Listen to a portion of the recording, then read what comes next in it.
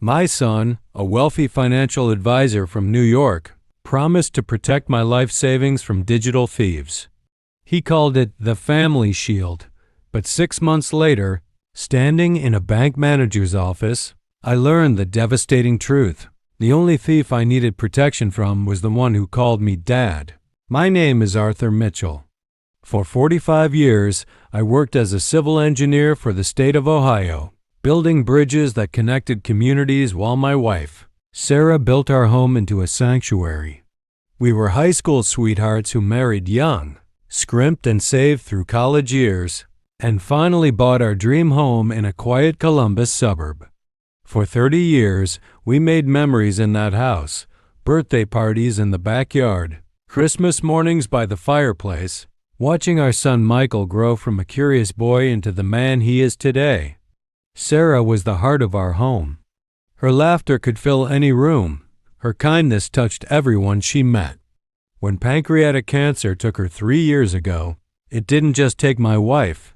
It took the light from our home, the melody from our life. The silence that remained became a physical presence, a weight I carried from room to room. Our retirement dreams were simple but meaningful. We wanted to visit all the national parks in a modest RV, something we'd been planning since Michael left for college. We had maps pinned to the kitchen wall, guidebooks dog-eared and notes scribbled in margins. Those dreams died with Sarah, and the maps now sit in a box in the garage, too painful to look at but too precious to throw away. Michael became my only connection to the world outside my grief. His weekly calls from New York were my anchor, though sometimes I sensed a distance growing between us that had nothing to do with miles. He'd become successful beyond anything Sarah and I had imagined, a partner at a prestigious financial firm, living in a Manhattan high-rise, married to Chloe, a woman whose sophistication both impressed and intimidated me. The visit that changed everything started like any other. Michael and Chloe flew in for Thanksgiving, filling the house with their big city energy and expensive luggage. I'd spent days preparing, cooking Sarah's recipes, polishing the silver she inherited from her grandmother, trying to recreate the warmth that had once defined our family holidays. But from the moment they arrived, I felt something was different. Michael seemed distracted, checking his phone constantly, while Chloe's smiles didn't quite reach her eyes. Over dinner, a dry turkey I'd overcooked in my nervousness, Michael cleared his throat. In that way he does when he's about to say something important. "Dad," he began, putting down his fork, "Chloe and I have been worried about you," launched into a carefully rehearsed speech about the dangers facing seniors. Today, sophisticated phishing scams, identity theft rings, reverse mortgage fraudsters. He painted a picture of me as a sitting duck, vulnerable and naive. "Let us help you," Chloe added, her voice smooth as silk. "We want to set up what we're calling the family shield, a comprehensive plan to protect your assets." My stomach tightened as Michael opened his laptop, showing me colorful charts and graphs that might as well have been in another language. Asset allocation, liquidity management, estate planning. The terms swirled around me, meaningless and intimidating. "But I've been managing just fine," I protested weakly, thinking of the careful budget I'd maintained for decades. "That's the problem, Dad," Michael said, his voice taking on a patronizing tone I'd never heard before. "You think you're managing fine, but the world has changed. These predators are sophisticated. Let me add my name to your accounts for emergency access. Consolidate your pensions and Social Security. We'll set up a dashboard so we can monitor everything." The paperwork appeared as if by magic. Thick documents with highlighted sections where I needed to sign. My hand trembled as I took the pen. Sarah's voice echoed in my memory. "Always read before you sign, Arthur." But looking at my son's earnest face, I pushed the thought aside. What kind of father doesn't trust his own son? I signed. Page after page, my signature becoming shakier with each flourish. The knot in my stomach tightened into a hard ball of dread. The first month lulled me into false security. Michael called every Sunday with detailed updates, his voice full of professional pride. Bills were paid on time, my medical insurance was optimized, and even my property taxes were handled with efficiency that should have felt reassuring but instead felt impersonal. Then the small irregularities began, like cracks appearing in a carefully constructed facade. My new, more secure debit card never arrived. When I called Michael, he sounded rushed. "Shipping delay, Dad. These things happen." A week later, my regular credit card was declined at the grocery store. Humiliated, I packed my cart and drove home empty-handed. "The bank's fraud algorithm is being overly cautious," Michael explained when I called him, frustration evident in his voice. "I'll handle it," but the incidents multiplied. I noticed strange small withdrawals from my account, $200 here, $300 there. When I questioned Michael, his answers became increasingly vague. "Probably just account fees, Dad. Don't worry about it." The first major red flag came when I received a letter from my home insurance company asking me to confirm an address change. My home of 30 years was now listed as a P.O. box in Manhattan. My heart hammered against my ribs as I read the letter twice, 3 times. "It's a clerical error," I told myself. "Don't be paranoid. He's your son." But the final straw came from an unexpected source, Joe, my barber of 20 years. "Art," he said quietly as he trimmed my hair, "your card got declined again today." "Don't worry about it. It's on me." The kindness in his eyes only deepened my humiliation. That night I couldn't sleep. The feeling in my gut was no longer a knot. It had become a screaming alarm I could no longer ignore. I lay in the dark, remembering Sarah's words in our last conversation. "Watch out for our boy, Arthur." Success has changed him. I dismissed it as medication talking, but now her warning took on new meaning. The next morning, I drove to my local bank branch for the first time in months. The familiar surroundings felt both comforting and accusing. Brenda, the head teller who'd known Sarah since she first opened our joint account, took one look at my face and immediately led me to the manager's office. Mr. Henderson rose from his desk, his expression concerned. "Arthur, I've been hoping you'd come in," he said, gesturing to a leather chair. "I've wanted to speak with you for some time." An hour later, I sat frozen in that same chair, a stack of printed statements on the desk between us.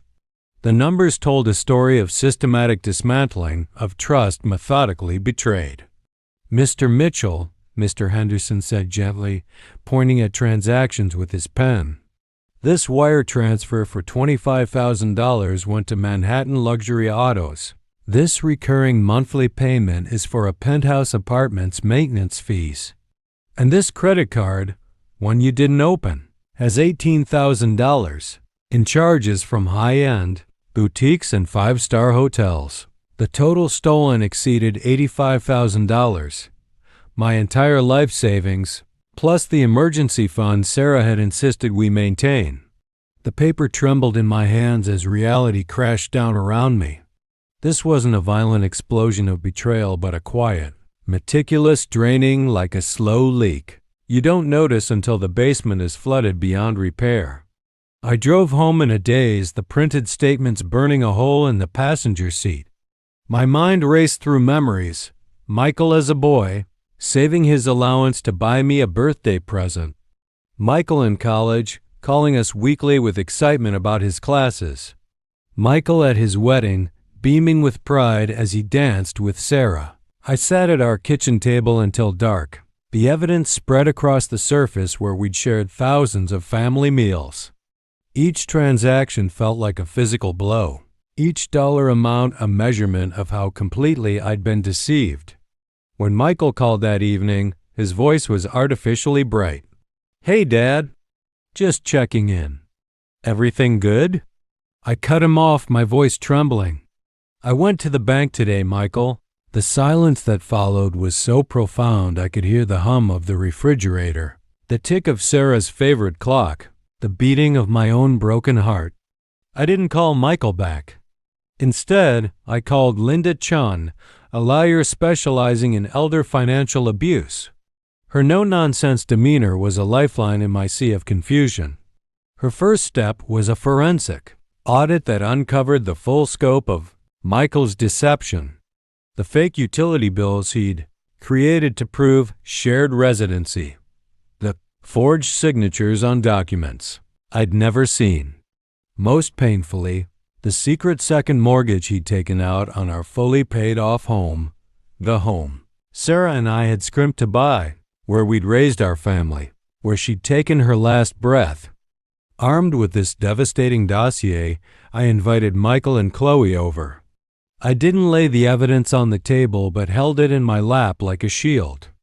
They arrived wearing masks of false cheer. "Dad." "So good to see you," Michael said, moving to hug me. I took a step back, watching his smile falter. "The jig is up, Michael," I said, my voice steadier than I felt. "I know about the Porsche payments. The apartment fees. The money is gone. I just want to know why." The transformation was instantaneous. His face contorted from confusion to defiance. "Why? You want to know why?" He spat, the venom in his voice making me flinch. "You were never there. Always at work or in your workshop, building your precious birdhouses instead of coming to my games. You missed my championship baseball game. You missed my graduation dinner. You and Mom cared more about this stupid house than you ever did about me." His words landed like physical blows.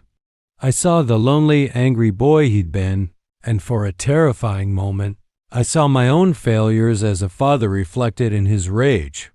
"This isn't theft, Dad," he finished, his voice dropping to a cruel whisper. "It's reparations."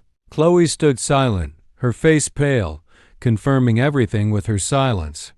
The legal process that followed was its own special hell. Police reports, meetings with prosecutors, conversations with Adult Protective Services. Detective Miller, a man who'd seen too much, explained that financial exploitation by family members affects nearly 1 in 10 elderly Americans. "You're not alone, Mr. Mitchell," he told me, his voice heavy with what I now recognize as compassion fatigue. "We see this every day." The district attorney was blunt about the challenges. "Family cases are complicated," she said. "Victims often drop charges. Are you prepared to see this through?" I was, not for revenge, but for the principle that love shouldn't mean surrendering your dignity. We settled out of court. Michael was forced to liquidate his assets to repay a fraction of what he'd taken. He avoided jail time, but his financial career was finished. The condition was no contact for 5 years, a sentence that sometimes feels more like my punishment than his. The money was secondary. I was fighting for my self-respect. I closed every account, opened new ones at a different bank, and bought a heavy-duty safe, the first purchase I made with my reclaimed independence. I found a support group for financial crime victims. There, I met Mary, whose daughter had emptied her retirement account, and George, whose nephew had forged his signature on property deeds. In church basements, we shared our stories, our voices often shaking, our hands clutching coffee cups like lifelines. Slowly, I began to rebuild. I started volunteering at a local community woodshop, teaching children how to build birdhouses, the same simple joy Michael had once loved. The smell of sawdust, once tainted by betrayal, slowly became a comfort again. I sit on my porch now as evening falls, in the same spot where Sarah and I would watch thunderstorms roll in from the west. The peace I feel is hard-won, different from the naive peace I knew before. This peace has been earned through pain and difficult choices, tempered by the fire of betrayal. The money Michael stole was never really about the money. It was about trust, about family, about the fundamental bonds that hold our lives together. Learning that those bonds could be so completely broken Was like learning gravity had been repealed. But here's what I've discovered in the wreckage. It's never too late to start over, to rebuild, to find strength you didn't know you possessed. The silence in my house doesn't scare me anymore. I've learned to listen to what it has to teach me about resilience, about survival, about the quiet courage of ordinary people facing extraordinary betrayals. I drew a line in the sand, not from vengeance but from self-respect. Love without boundaries isn't love. It's self-destruction in disguise. I will always love the boy Michael was, but I cannot have the man he became in my life. My story isn't just about stolen money. It's a warning. Protect your legacy. Monitor your accounts. Ask questions. And understand that sometimes the greatest threat to your security doesn't come from a stranger's email, but from a familiar voice saying, "Trust me, I'm family." And sometimes, in the deep stillness of early morning, I can almost hear Sarah's voice telling me I'm going to be okay. If this story resonated with you, please support our channel. Like this video, subscribe to Winds of Thought, and share your thoughts in the comments. Have you ever had to set a painful boundary with someone you loved? If you